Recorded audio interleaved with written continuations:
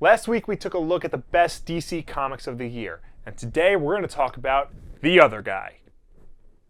Captain America's not on the list. These two companies had very different years. While DC's main mantra with Rebirth was to embrace its legacy and cater more towards the diehard fan base, Marvel seemed to go in the opposite direction, opting instead to go for new readers with a new and diverse cast of characters. Now, Marvel hasn't had the same kind of success that DC had with Rebirth this year, and a lot of fans have been turned off by this new direction. But that doesn't mean Marvel didn't release great books this year. They certainly did.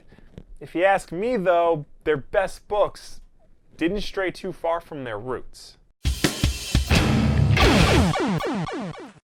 Real quick before we get started, I am not including any of the Star Wars books that came out this year. I consider that to be its own separate line that just happens to be published by Marvel. That said, the C-3PO one-shot was probably the best thing Marvel actually published this year. But let's talk about their main universe. And no, Civil War II is not on my list. I'm sorry, I do not like that book. A book I did like, however, was Black Widow by Mark Waid and Chris Samnee. These guys just got done doing an epic run on Daredevil, and this new series is just as good as before. It's similar, but different. Okay, by similar, I just mean the quality is very high. This is a very different book from Daredevil, but that's okay. This is catered to Black Widow in a way that I had never seen a book cater to the character before. It plays to all of her strengths. You can't picture another character in this role. And that first issue, man, if that doesn't get you hooked on the series, nothing will. Also addicting was The Punisher by Becky Cloonan and the late Steve Dillon. It's always sad to me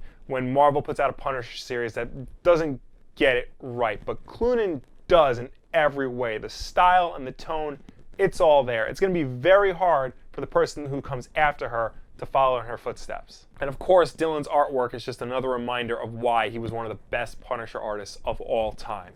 He will be missed. But speaking of a legendary artist coming back to a character they helped define, Jessica Jones is back.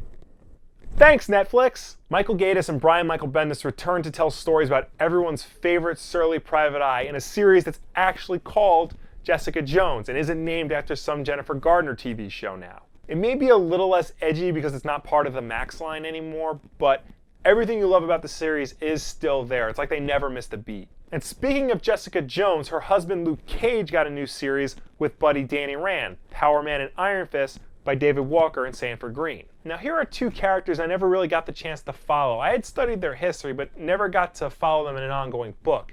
But this series is just a fun way to do that. And the artwork in this book is hands down one of the most unique things coming out of Marvel today. There was also Moon Knight by Jeff Lemire. Jeff Lemire is slowly becoming one of those writers whose work I will pick up no matter what the topic is.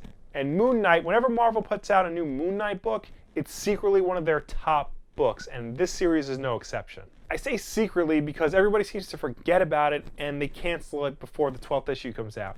Don't let this happen in this Moon Knight series. But all that said, it's been really hard to compete with Black Panther by Ta-Nehisi Coates. It's really been Marvel's best book of 2016. Here is a character who exploded into the mainstream thanks to Captain America Civil War, and Marvel really needed to get his first ongoing in over 4 years right.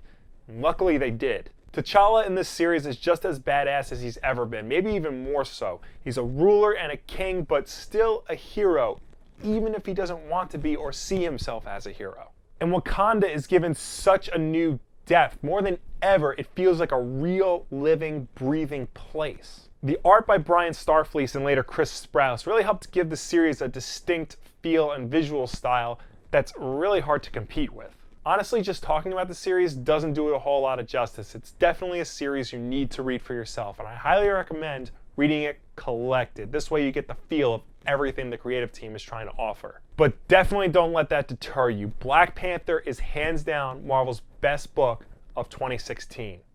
So says me, some schmuck on the internet. But what was your favorite Marvel book of 2016? Did I leave it out? Probably. Let me know down below or anywhere on the internet. I know I left a lot out. I know people are digging Champions, and I know that people liked A-Force and International Iron Man, but I haven't read them. I can't review something I haven't read yet. Also, in case you're wondering, Vision isn't on this list because that debuted in 2015, and I'm only nominating books that came out, that started in 2016. New videos every Tuesday and Wednesday, and of course Wednesday night is Wulff Den Live right here on YouTube. Come, watch us talk about things, and we'll talk back to you. If you miss it, no problem. It goes up the next day on YouTube and iTunes, SoundCloud, and Google Play in audio version, so you can listen to us while you drive to work or something. And as always, like if you like, subscribe if you really like, share this video with a friend. Thank you so much for watching. Next week is Image.